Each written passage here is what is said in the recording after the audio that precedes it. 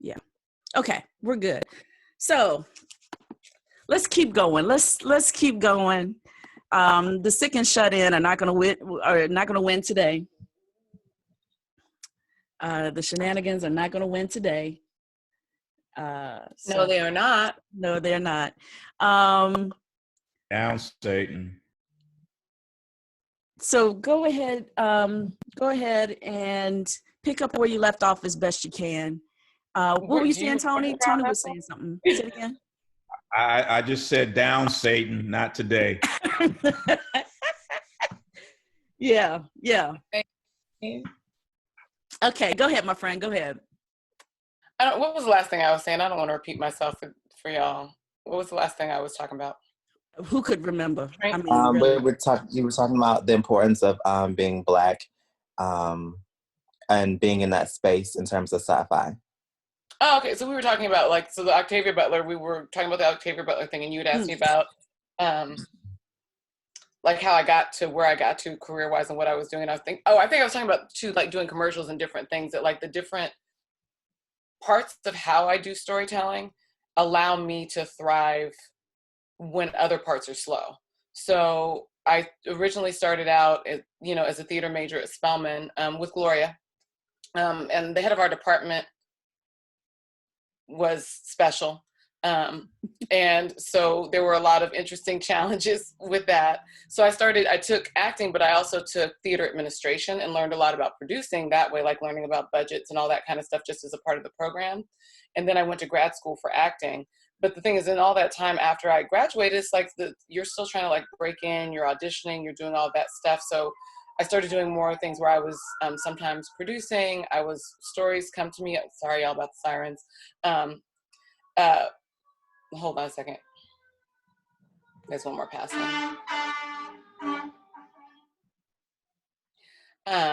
So I started doing production, producing things as well. And kind of encouraging and meeting and building relationships with people, which interesting you said about the spirituality. What I want to talk about later is around building relationships, both with yourself and with others. But I did that over a lot of time. I did volunteering and stuff. I made sure when I was in grad school, I got to know the other departments and that sort of thing. So, and to this day, I'm still working with people that I met back then for my things. And so I did, my first gig was on, if anybody, this is ages ago, it's going to age me, but Angel. It was a spinoff of Buffy the Vampire Slayer. And they'd seen me in my graduate showcase. And they held onto my headshot for over a year and called me in a year later, which also says you never know what kind of impression that you're making on people. They'll remember you for stuff that you don't even have any idea when it's going to come back around. But I got called in for that audition. I got booked and Taft-Hartley that, and then kept going. There's a program that I was in called Project Involve, which also helped me to build more relationships that way with a lot of other artists that were up and coming through the, now it's called Film Independence, the people who do the Spirit Awards, which is kind of like the independent film version of the Oscar Awards. And kept building that way, kept doing theater, got cast in a few theater things, went back home with my family for a while after I had a kid and started doing theater in Northern California, which is how I got my equity card, which also means you can make art almost anywhere. I thought when I was going back home that I was not going to work for a long time because it was a smaller area, and it ended up giving me actually a lot more opportunities because it was a smaller pond and I had some credits and talent and training that other people there didn't have. So I ended up having a leg up in those markets for when people were looking for somebody to work. And eventually I came back to LA and kept working. Most recently, within the last few years, I went on tour with the goddess Cicely Tyson and Blair Underwood and Vanessa Williams in the trip to Bountiful, which was a masterclass every day. If you ever get an opportunity to be around someone that you know is a master at your craft, just soak it up. I would seriously watch her on the monitors from backstage because I was an understudy for one of the roles, but then we're also in the show. So most people in between, if they didn't have to do something, would just go rest or whatever, unless the ensemble was called. But I would literally sit there and just watch her work every single night.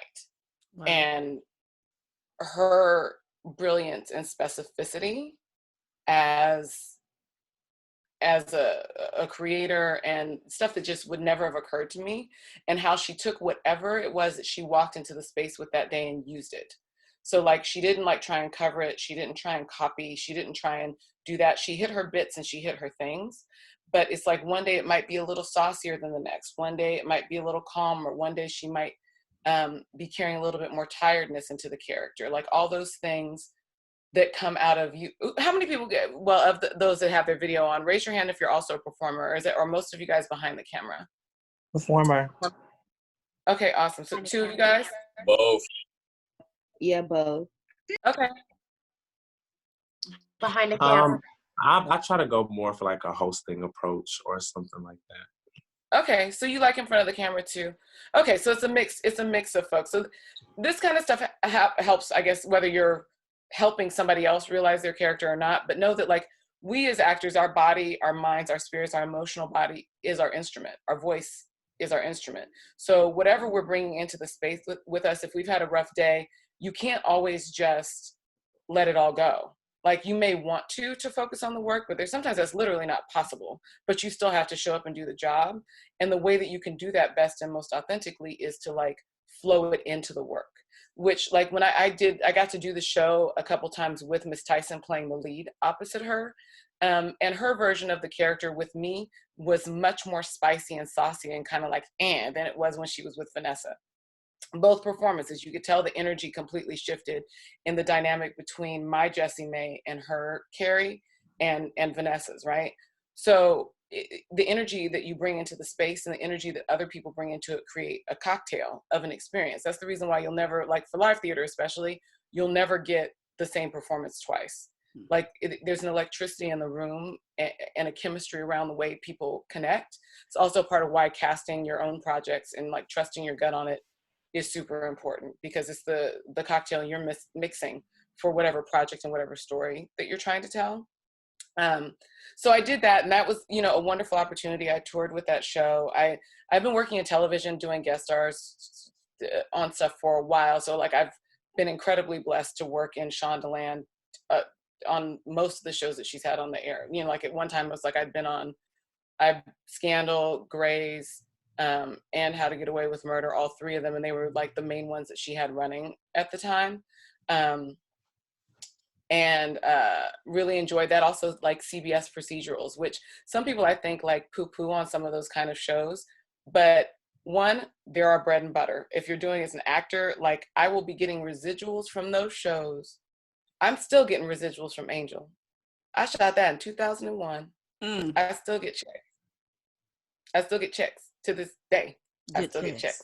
Good checks. You know what I'm saying? And as much as I love my creativity, it's about, I want to get my, you know, it allows us to flow and create. Like having sustainable self-care, having a good base for yourself gives you the freedom to use your creative tools in a different way. So like that whole starving artist thing, like, I mean, it ain't the thing to be looking for all the time. There's ways that you can sustain yourself in multiple like platforms and multiple streams of income that allow you to flourish and create. Like you don't have to choose one over the other, which I think a lot of people really kind of tout this myth that it's not possible to make a real living as an artist and that sort of thing. But it is. Sometimes you have to do other stuff while you're doing it for a while. Like you have to invest. Like I did. It's just been in the last 2 years that I've been able to live on my acting, and part of that's because I'm married and my wife has a stable job. So then I don't have to like stress if I'm having like less money in between. But it's possible. Like you can do it, and you can start to build and continue to build your relationships and your foundations over that time. So I've been doing that, and I've been commercials. Like I said, again, it's one of those things that's a bread and butter thing that's really awesome, that if you hone your gifts at it, like being able to emotionally capture a knack in a moment or capture a comedic beat in a moment commercially, it's gold to directors, because they don't always get people who can be grounded and who can kind of catch that moment very quickly and tell a story very quickly. And getting into that, it's something else that kind of helps you over time to build things. So it's like I've got all those just in my acting realm. I've got all those different kind of legs that I do work in. And then on top of that, I also write. I do a lot of work with like either volunteering or spending time at certain film festivals. Outfest is one of my favorites, and Frameline, and sometimes AFI. I've had a lot of projects that have been in those festivals, and a lot of independent projects that I've either met people there, connected with them, or created more opportunities with them. So there's like a lot of projects that then were kind of birthed out of that have shown up in other places. So there's a couple that are on Amazon and different places like that. And that's been most of it. I had a short film that I wrote and I starred in myself. I didn't direct it, which was probably a mistake. I would have chosen next time to like have a really solid team around me, but perhaps to direct it myself, going forward, just because of the experience that I had. But yeah, I guess that's about it. Like I do like all those things, and I create photo stories with my wife too. My wife is a visual artist, so we work together co-directing still photography projects and moving photography projects. Ooh, look at you. Streams. Okay, so the introduction part clearly took a little bit longer than I had anticipated due to our unforeseen guests. These people, bless their heart. We're gonna keep it moving. And I think it's a great segue, actually, girl. Yeah, it's a great segue, actually, to the next question that ties us all together. I think we're pretty well tied together at this point, though. How have you fared during the pandemic? How has the pandemic affected you and your work, or state of mind, state of being? How are you faring right now? I've been having a tough time, and I'm usually a very positivity and light. I call myself a possibilist. I'm like, it's like the glass is not only half full, but give me a minute and I'll find a pitcher and fill it up kind of person. So this layer of this much consistent anxiety being around is very difficult. Especially since it's not my normal state of being, but then also like I have empathic things where I pick up on other people's energy. So it's also that the energy just everywhere is like this for all of us, and we've never experienced anything like this. The unknown is not my favorite. It's getting more comfortable with the unknown as your friend in art, but it's still not my favorite. It's something that I'm consistently practicing getting better at, being more comfortable with being uncomfortable and being more comfortable with like not knowing things. So I actually haven't been able to open myself up to being super creative yet. I think I was watching Gloria talk with you guys earlier, and like she's talking about like she's just starting to get to a place where she can like dive into stuff, and I haven't been able to do that yet. I think the first beginning part I was grieving a lot for my baby, who's not a baby. He's about to graduate from high school and going to college. Ooh. And so all of his senior activities were canceled that we were all looking forward to. There were a lot of things that were planned.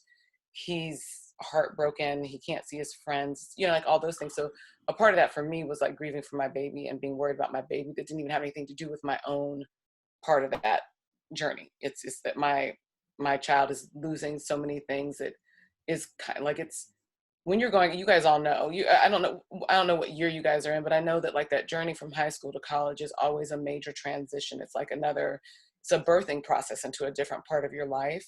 Mm-hmm. And the epidural for that birthing process is usually all your senior activities. It's like prom and all of those things. But he's having to go through birth without any of those kind of salves on the changes into adulthood, which is hard for me to watch because I can't fix it. So that's been really weighing on me. But one of the things that therapy works and it's helpful. I have Zooms with my therapist each week, and one of the things she suggested was just letting myself have the feelings and letting myself really grieve, and not trying to fix it or push them down. And she said that what she's doing is like 1 hour in the morning she gives herself and 1 hour at night where she just lets herself feel what she feels. I've been taking a couple days to just let myself really do that. And then funny enough, like the painting is the only thing that I do artistically, painting and poetry, that I really don't give a shit what anybody else has to say about it. Like I don't take notes on it. You know what I mean? Like if I'm writing, I take notes. As an actor, I absolutely take notes. When I'm, working on a film project, if I'm the visual artist doing it, I will take notes and ask people to watch my cut and give me their opinions on it. But my paintings and my poetry, I don't. It's me putting myself vulnerably out there unapologetically without thinking about what anybody else thinks. So I was like, what I did was push myself a little bit and like set up my paints and made myself just start painting something. Because it's like, even if I'm just putting color on the canvas and I don't know what it's going to look like, and I don't know if it's going to be pretty, because the reality is like a lot of things that we create, we want them to be perfect. And we want this fully actualized idea of whatever is in our head. It's literally never going to be that way. I'm letting you know, your entire life, whatever you had in your head, what you put on the page will never be exactly what was in there. It just won't be. Like, just let it go, grieve it now. No, it's not the thing, and that it's always a becoming. Everything is always a becoming. It's a molding of the clay.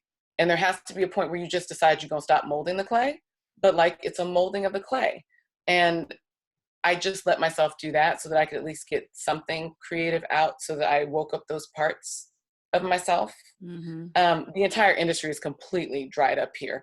It's like nothing is doing anything. And I honestly don't know when we'll be able to safely get on set again. Yeah. People keep saying a few months, and I'm like, I think that that's crazy pants that you even think that that's possible. Mm-hmm. Because acting sets are so close together. Like, even that commercial that I shot right before, like the very last day before they shut everything down in LA, we had hand washing stations every few feet. We had a cleaning crew on set that was wiping down stuff every few minutes. We had what little bit of hand sanitizer or mixed hand sanitizer they could make, because everything was sold out. They couldn't get PPE, like protective equipment, for like the makeup artist who shouldn't have been in my face, but was. You know what I mean? Like, but I was like, I need this check before we go into this lull, which I know is going to be a lull. Yeah. That being said, my producer brain never turns off. Yeah. It doesn't. I'm an idea machine. So like, in the middle of this, there's like things that are popping to me. I don't have the energy or the wherewithal yet to actualize them. And I think the important thing in like a space of crisis and a space of like what we're all collectively dealing with is giving yourself permission to let stuff percolate and take time to blossom itself and to become itself. A lot of times we think if we don't, it's this idea of rushing or like, and I get it, it's just two different philosophies. This idea of like, you got to be on the grind, you got to be on the grind, you got to My thing is like, align yourself so that you're in a good space, you're in clarity. And that for me, I'm very spiritual, but even if somebody's not spiritual, you could be an atheist for all we know. There's still energetic flow in the world that you just can't, like, there's energy flowing in the world, no matter what you call it, no matter what it's doing, no matter what the names are. It's impossible to deny this. Like, it's a literal scientific physical reality that there's energy flowing and that energy flows in our body. Getting yourself to a place where you're in a clarity spot where you can let that flow into you is the best thing you can ever do for creativity. So like what I've been spending time in is like grounding myself and meditating more often during the day. Giving gratitude. Gratitude always is a thing that like realigns real quick, because the fear and chaos can't exist at the same time you're being grateful. Yeah. It's not possible for those things to hold the same space. So I've been doing that to try and kind of, and giving myself permission to feel how I feel. I woke up this morning having like a time. I'm really glad I'm with y'all right now, because it gave me something to like lean forward into. But I had like a good cry this morning. I was like, I just woke up feeling heavy. You gotta cry. Okay. Yeah, and it's okay to feel that way. And the thing is, as performers and creators and storytellers, the capacity to be able to allow ourselves to feel is our gift. You know, vulnerability is what touches us whenever we're watching a good story. And if you can't allow yourself to be vulnerable with yourself, how can you share that with the world from a place of authenticity and truth? Yeah. So I've been doing a lot of that. Me and Glow actually have a meeting on Friday. There's a script that we've been saying, seriously, we started writing the script 20 years ago, that we know needs a rewrite. And we kept saying, we don't have time. Guess what we got now? So, nothing but, yeah. We're going to sit on Friday, and it's like having stuff to look forward to that's like collaborative is helpful to me. Yeah. Because it's like, okay, there's accountability and something that I know when I'm in the synergy with someone else, it'll wake up some of those things for me. And I'm feeling the thing, like it feels slow, almost like, you know, something that's been asleep for a long time or under a heavy weight, but I think it's slowly waking itself up so that I can perhaps use the time creatively, but I'm giving myself permission to rest. Like, this is like, people are like, this is like you're working from home. It's like, no, you're in a crisis trying to create in a crisis from home, which is very different. Yeah. There's nothing like vacation-esque about this experience whatsoever. Yeah. But it hones focus. It can hone focus. Yeah. We had Glow on earlier today. Actually, just I watched. Yay. And she said a little bit of the same thing about using this time to really take inventory of self, obviously, and just kind of centering yourself as best you can within this construct. And then going back to what she and Darnell said about, really seizing an opportunity, then turning, taking these lemons and making lemonade by getting back to the work that you're eager to create, and that you have essentially the time now to create, as opposed to when you're trying to eke out a moment here and there. I'm incredibly excited to have Tamika on Tuesday. Tuesday. She's amazing. You're going to love Tamika. Huh?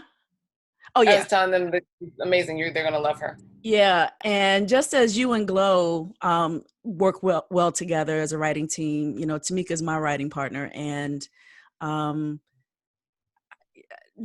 think what we're all experiencing is trying to make the best out of this time, but our spirit is still kind of knocking up against this feeling of, but this ain't normal. Nothing about this is normal. And, what art can come from that?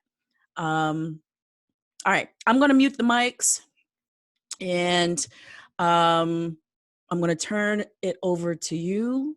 Teach us a thing.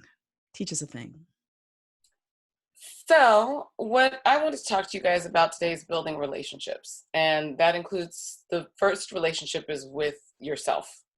And like I said, I don't know where people's spiritual bent. I'm definitely a spiritual person, but for me, that is not based in any specific religion to the exclusion of anything else. So when I'm talking about spirit, what I mean is collective energy, like the collective energy that connects us all, that connects the trees, the plants, everything. That also, if you are super into science, if you take it down to the smallest molecules we've been able to detect, we're all made up of those same things at the very smallest places of us. So we're literally all connected. Like the air is made of the same things as our skin is everything down to the basics, right? So there's always a connection. So like for me, there's like those three things. There's like the connection to spirit for me, connection to self, which those are very intertwined for me. And then how we build connections and relationship with other people outside of ourselves, around our careers in the industry. So for the part about spirit and self, I without like meditation, all that stuff is always helpful. Even just getting quiet or journaling helps you get clarity with yourself. And to some of what Teresa was saying earlier, right before she muted the mics, we're going through a lot of things, and you should absolutely, if ideas are coming to you, write them down. Try and give yourself a moment at the computer to see if something comes up. And also, if you're exhausted or you're having a moment or whatever, micro compassions with yourself. Like we deal with, as people of color, microaggressions in the world all the time. And I think micro compassions are underrated. Like taking little moments to give yourself peace, little moments to give yourself salve on your heart, little moments to say, it's okay for me to feel exactly how I'm feeling, and then allow yourself to move through it. Like that helps you to build your relationship with you. And you are your greatest gift. Like, I think all the same students are here as were here when Gloria was on as well. Like that thing that she was talking about you each have unique gifts that other people don't have. Those are your superpower. Literally no one else can be you for the world. And you come here with those things to share. And if you're called to art, I truly believe if you're called to art, you're called to that because you're a messenger to bring something of that part of you to the world. I also think like in that relationship with self around telling our stories, there's a lot of times in those specific ideas that we have that if we haven't seen it out there in the world before, or if somebody's giving us feedback, that's not going to sell, or nobody wants to see all those kind of things, which if you've put enough stuff out into the world and sent enough things out, and you are eventually going to get rejection letters. It's just kind of the thing. Like you do enough work, you take enough risk, somebody's going to say no, but people will eventually say yes too, right?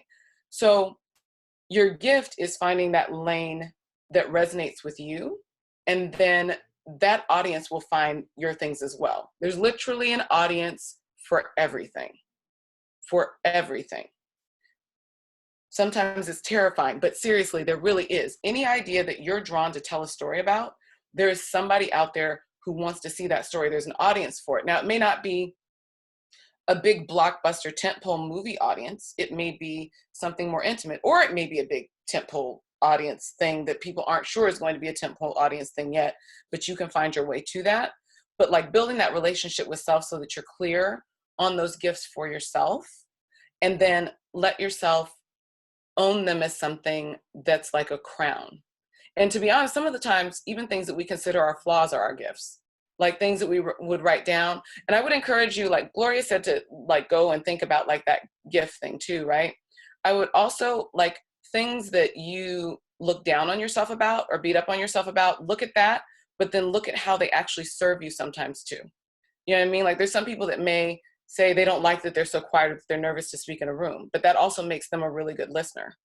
You know what I mean? Like that means that they're taking in information in different ways. There's so many things like that that are in our beingness that we're able to take the things that we see as gifts and the things that we see that we're like, ugh, I wish I didn't do that blank thing, that you can see how it's gifted you with things, and you can start to transform the ideas around it so that when you're walking around with yourself, because you're going to have yourself forever, that you are carrying that in a way that you know that they need you in the room. They need you in the room. Even if people don't think that they need you in the room. I've had experiences in the past where I was producing something for somebody and they actually tried to kind of stab me in the back around it, like tried to go around me when I had been developing something with them, connected them with the showrunner, and they like cut me out of the deal. And I remember talking to a friend of mine, very hurt. I was very hurt, obviously, but from a business standpoint, and he was like, they don't know it, but they want you they need you in the room. Like, you're the one that's the counterpoint to these different things. You're the one that's been there from the beginning. So when these executives start trying to take it off the rails, you're the one that's connected to it before all that happened, that can anchor it. Like, you need to know that even if people aren't always getting that you're valuable. So that even if you're getting a no from somebody, just be like, I'm not their cup of tea, and that's okay. But there will always be someone whose cup of tea I am. There's this great Dita Von Teese quote where she says, you know, you could be the ripest, juiciest, sweetest peach in the world, and they still gonna be somebody that don't like peaches. And that's okay. So I'm not everybody's peach. You know, I'm like, I have a friend who says, you know, some people are strong tea. I'm strong tea. Usually with a shot of tequila in it, I'm strong tea. And that's not for everybody, but that's okay, because it is for somebody. There's always, like, no matter how many no's you get, there's always somebody out there that you're the undeniable to. Like, you're the thing that's like yes, you're exactly what I was looking for. And you just have to keep trusting that if you keep beating on your craft and keep telling your stories and getting more and more clarity about yourself, that you will find those people and connect with them, and you'll find your team. So now the next part for me is like building relationships with others, right? So I'm a master networker. I love networking. I love talking to people. A lot of people hate it. I enjoy it. As Teresa said in my intro, like, I love meeting new people. I love talking to them, but there's ways that you can be successful at it even if you're not that. It usually helps if you're going into a situation once we can all be in the same room together. With a friend that you can partner with. Like, I have a couple of different friends that events that we think will have people that it's good for us to get to know. We'll go together because we can kind of tag team. And if it's uncomfortable for one person to say something, the other one will. It's also hard to brag about yourself, and people don't always receive it as well. But if you got a friend that's bragging for you, it comes off in a different way. So I'll team with people doing that, having conversation, making it a point to really listen to people is important, because you may find out that they're not your cup of tea or that you're not theirs, but also you'll find out what's important to them in storytelling. And sometimes that may or may not be a match for what it is that you're looking to move forward in your own career, but that doesn't mean it won't be at a later time, or that there won't be an opportunity at some point for you to connect them with someone else who it is their cup of tea and who it is a match for. And then both those sets of people are actually indebted to you and remember you from that. And the listening to people too, people remember, that Maya Angelou's like, people remember how you made them feel. They may not always remember what you said, but they remember how you made them feel. And so like being present with people really makes a difference in that, when they feel like they've been heard. If you're able to get cards from people, that sort of thing, a lot of things are digital. As soon as you can, take notes. So make note, like if they said they had 3 kids, if they said their favorite kind of thing was like sci-fi stories, if they said they really love a dog, they hate cats, whatever those things are that you remember from the conversation, make notes. I can't tell you how many times, because the thing is, I don't always remember everything I've heard in these conversations, or even to be honest with you, I get so many cards sometimes, I don't remember who matched up with what, even though I've had a great conversation with them. So if I don't have notes on it, I won't always remember when I'm coming back around to talk to them. But those things are exponentially valuable when you're going to either ask a favor, make a connection, or to remember something that might be uniquely suited to them. Like you may have a project that you're like, oh, I didn't think about that, but I met that guy who really loved this kind of story. They might be the person to call to connect with. And I do that a lot. And I've done, and to keep up those relationships, even if you don't see immediately why something's of value. And I'm not saying to be inauthentic. If it's somebody that really doesn't resonate with you, they're not going to resonate with you, and you're not going to want to work with them anyway. So like, just file that away and be like, we don't resonate as much. And if you can, evaluate why for yourself, because sometimes it's an internal reflection. That's that part of why being in the relationship with yourself is important. Because sometimes somebody may not vibe with you because they rub you the wrong way, because they're tapping on something that you don't like about yourself, or that you wouldn't give yourself permission to do or be. But sometimes they just aren't within your same value system, which is totally fair. So like, but those are good things for you to note, because then if you are brought into a project with them, you know where you guys intersect with similarities and where you don't. Yeah, I mean, that's the main thing. A lot of the things that I've done over the years, I've had relationships that I've kept for over 20 years, where I just check on people every now and again. I'll send a note. If I see them come up in the trades, read the trades, read the trades, read the trades. I mean, And network. Explain what the trades are. Yeah. So the trades are the magazines that talk about the industry. So like the Hollywood Reporter and Deadline are the main ones. And then for Black stuff, I always read Shadow and Act as well, because Shadow and Act basically combs through all the other magazines and then pulls out everything Black. So who the Black people that are in it, who's involved in the history of it. And they'll sometimes track projects from way, way back when they were just an idea or a concept or a web series, and then track them forward and then link in with it, so that when you do that, you start to get information on like who's connected to who that you may not know. Like if you read it in the big headline, by the time it's gotten there, 1, it's probably already almost shooting, but 2, you don't see the little people that were the cogs on the way there. But the more you keep track of different things or keep tabs on it, what you start to do is get a picture of like what people work together a lot. What type of stories they tend to lean towards telling, what people have partnered together. And you start seeing patterns with people, so that if you meet somebody, you have an idea of projects they've done before, or what they might be looking to do next. Or if they've been in a rut about something, you can kind of see that, oh, they've been always doing this. They may be interested in doing something different than what they've already done. So they come out, you can sign up online for both of those. They'll send you an email every day. Some may get, it depends on how much you might want to set up an email for this, because they seriously send them. It's extreme. Yeah. All day. Yeah. I always keep them turned on, because I want to see, for me at this point in my career, there's friends of mine who are getting like major deals now, but they're people that like I knew 20 or more years ago, that if I keep tabs, like I can send them a congratulations, that sort of thing. Those little things make a big difference in the long run. Like almost everything that I've gotten done or connected to has had to do with relationships that I've maintained in a good way over the years. Like I just got brought in and pushed for a pilot right before all this stuff happened, from somebody I went to school with that I just kept in touch with and encouraged them on the projects that they were doing. We've never worked together before, but I just was like, every time she had a win, I sent her a message. And every time she had something, I amplified it on Facebook and just kept doing that. Like you'll find your team. So that's like the networking part, and then find your team. I'm gonna say that short because I think we're probably short on time. But like, yeah, we gotta keep it pushing because I'm about to lose some folks. But actually, find your tribe, find your team is a good place for us to bring in the questions, unmute your mics, and ask Dalila. You know, here they go. You know what? I ain't even gonna say nothing else. Here they come. This is you forming your tribe here in these formative years at Prairie View.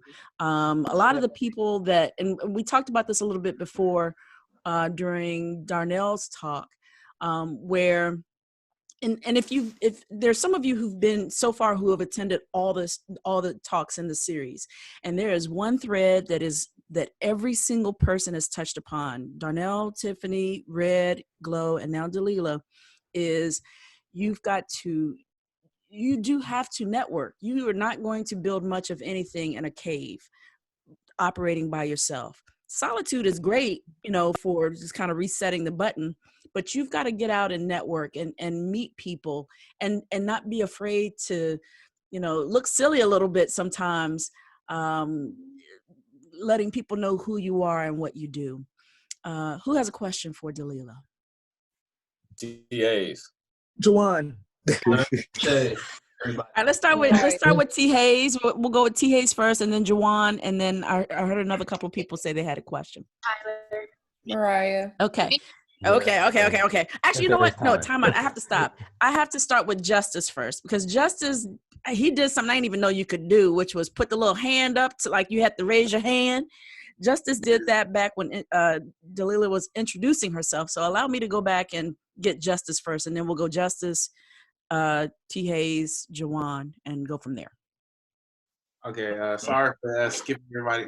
But thank you for even. Well, I personally want to say thank you for even allowing yourself to be intimate with us, because you really didn't have to do that. So I want to thank you truly for that. My question is, well, my name is Justice Agumbor. I'm a current senior at Prairie View. This is my 6th year. It's my last semester. Congratulations. So my question, thank you so much. My question is, how do you balance directing and being the lead actor simultaneously at the same time? You prep the crap out of it, which I have to say, when I have only actually done that on 1 or 2 projects, the one that I had that toured the festival circuit, I hired a director for hire, but the vision was mine, but I did not do enough prepping of it. So like when I got there, I was producer, I was the visual kind of lead, even though I had a director on set, and I was the lead actor, and I was the writer. I needed to have prepped more before. So like since that time, I've asked a lot of other actor directors for advice on this. And what they've done that made it extremely successful for them is to really shot board it out beforehand, have a super strong AD and a producer beside yourself on set, because I was also the main producer on set, which means all the questions came to me. If something fell through, we had to wait till I was done shooting to be able to fix it. But if you have somebody else on your team who's a really solid producer that can handle those questions when you're at the point where you actually need to be present as character, and that they hold that space for you. So like, that's the agreement that you guys make. That's a part of what you do when you set up with your crew and your cast at the top, because there's a whole thing of like setting a space on set. So like setting that space that this is my vision, I've got you, I know what I want and what I need. And knowing that you know what the shots are, you've talked to your shooter about it, you've talked to your DP about it, so that you guys are very, very clear visually, and that they can be another eye for you around performance. And then have all that stuff beforehand. It'll give you the freedom to play more with the acting once you're in that moment. What I said to myself, the next time I was gonna do something like that, which I haven't shot it yet, I was gonna have somebody I know that's really good at acting coaching be on set to just be another eye, to catch me if I need it. And I had actually, we didn't shoot it, but Gloria was actually gonna be my other eye, to just kind of work with me acting coach wise to work the material before the shoot, and then be there as an extra eye on set to see if we were missing some of the moments that I really wanted, which there's some people who are of 2 minds about that around directors, that they should be able to do all that on their own. There's a lot of professional, huge directors right now that are not doing any of the work with the actors. They're having acting coaches come on set and do all that work beforehand, and they're just handling the visual setups and how they want it to feel as a whole. Okay. Tyler, go ahead and ask your question. I'm sorry. Sorry, Justice. I'm sorry, sweetie. Tyler, go ahead and ask your question. T. Okay. Hayes. Oh, I'm sorry. I have two Tylers. That's why. Okay, tell you what. Tyler, why don't you go ahead and ask your question? Tyler Carter, ask your question first. I want to know, should you worry about budget while writing, or should you just write like you'll have all the money in the world? You should write like how the story wants to come out of you and get it on the page. Then consider what you want to do about that later. Unless you have a specific goal that you're writing to in the moment, like, don't do that. Like, just get it on the page and then see the ways that you can do it. Because a lot of times you're able to, either it's a story that just takes more money to tell, period, or you can look at it once you've gotten it out on the page and see if you can get the essence of the story you're trying to tell while making some changes that make it more budget friendly. But if you try and curtail yourself beforehand, you're not going to get the full story out that you want to tell. Okay. And then I have one more question. No, we have to keep going. Remember, we only have time for one question per person, but I at the end, I'm going to show how you can stay in contact with each of our speakers and ask follow-ups. We have time for one more question, actually, because it's 5:00, and I have 3 people who just said they have to go to another class. So I'm thinking of a number between 1 and 10 between Tyler, T. Hayes, and Jawan. Tell me what your number is. 7. Bored. The number was 5. So Jawan, go ahead and ask your question. Oh my God, let me tell you, I'm just so excited to be on here with you because sci-fi, magic, supernatural, love that for me. I love to watch it, love to write it. Now, I'm working on the script. It's called True Power. And I just wanted to know how important it is to structure when writing for television, because it's going to be a television show. I would get your story out, but structure is important for TV. But the thing is, it's depending on what channel you're thinking it's going to go on to, because the structures change. So if it's for like mainstream, like CBS, NBC, those sorts of things, it's a totally different thing than if it's being written for Netflix, et cetera, et cetera. If you can get your basic, like, full idea out and then see where you can see it living, then look up what those are for each different things. They have a ton of stuff online that you can find, but it's seriously going to depend on where it's going to land, because on like a Netflix, they give you like three episodes to really slowly build the world out versus having it to all have to be in the pilot. But if it's for like NBC, CBS, ABC, those type of networks, you have to have it all built out in the pilot because they're trying to keep people coming back every week. It's a very different thing because it's not being binge watched. Amazon's very similar to Netflix. Like, streaming has a different thing, and whether or not it has a cold open or doesn't, it's different between which network it's going to be on. So like, write it out. And the thing is, sometimes you write it out and then you get an opportunity in one of the other ones. So knowing what ways you could fit it to the other one, if that's possible, or knowing if it's not possible to fit it on a genre for you to tell your story truthfully, like you can't tell it on like a CBS, then don't even bother trying to write it in that format. Write it for where you want it to go. And then know that you'll be able to get it to some platform. There's so many places where content can go now. Like, know that if the authentic story that you need to tell needs to be on like a streamer that has a little bit more creative freedom or some of those other things, just write it to their format. I love that. Thank you so much. A lot of the networks are now creating a second platform for themselves. You know, all the major broadcast networks all have an online presence. Probably the one that's doing it the best out of ABC, NBC, CBS, so forth and so on is CBS. Because CBS now has like this whole second body of content that lives on their streaming platform. I mean, Twilight Zone. CW does too. CWC does as well. Right, there you go. Jordan Peele's. It's CBS All Access. Yeah, Jordan Peele's Twilight Zone pretty much airs exclusively on the CBS stream. So I think the point of that is to say, Jawan, is that at this day and age, just write it. Just write what feels like, you know, is speaking in your heart and get that done. and worry about the other piece of that a little later on. All right, I'm gonna wrap us up by sharing with Dalila how she can see all of you and how you all can follow up and connect with her. On the PVAMU TV website, students, you will be able to see all the people in a single space, basically, all the pieces. I want to thank Ronald Savage Jr. for working on the PVAMU TV website, where we're cataloging and archiving all of our content in general, but certainly for this series, you'll be able to see all of our guests there.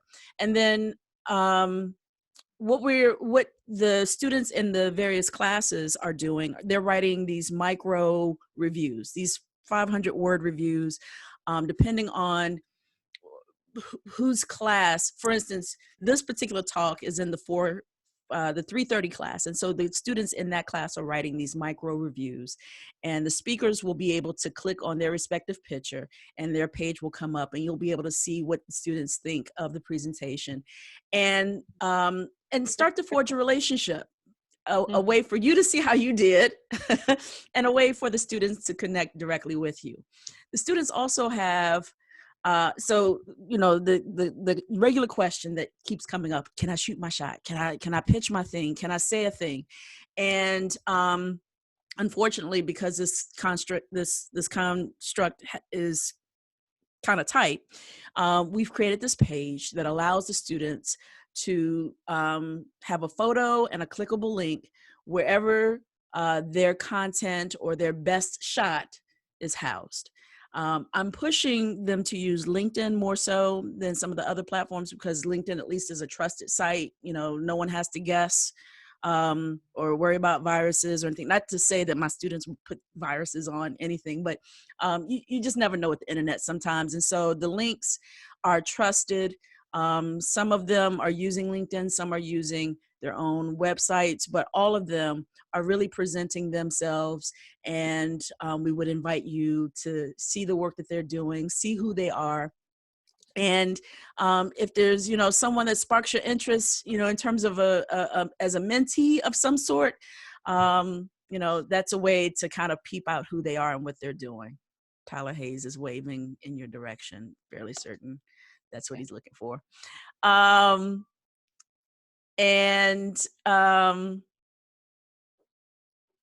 what's your question? Because you keep shifting in that seat, and that's how we're going to sign off. He raised his hand first out of the second group. So, Tyler, what's your question? Okay. So I was really, you spoke to me when you said, well, I don't know if you spoke to me, but it intrigued me when you said that your flaws or what you think is your flaws is a blessing. And I know, I guess, let's just say my flaw is weak networking skills. I would say I have weak networking skills. So I was thinking, if networking is the number one skill you need and it's my weakness, then where's the blessing? What do you think is weak about your skills? I see people around me doing better in networking than me. That's a comparison. What do you think is your skills that are not up to what you'd like them to be around networking? I don't have as many people in someone in like your position around me than I would like, if I'm using correct English, than I would like to be. I wish I had more people.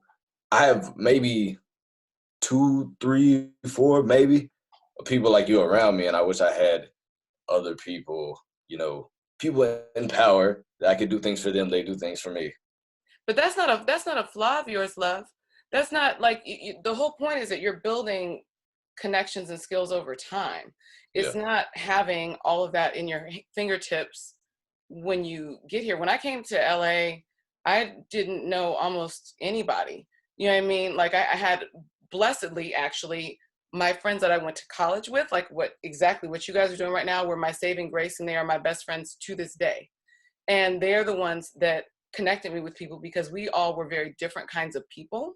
And so because we were able to use our different skills, and then where one flourished, the other one got opportunities there too.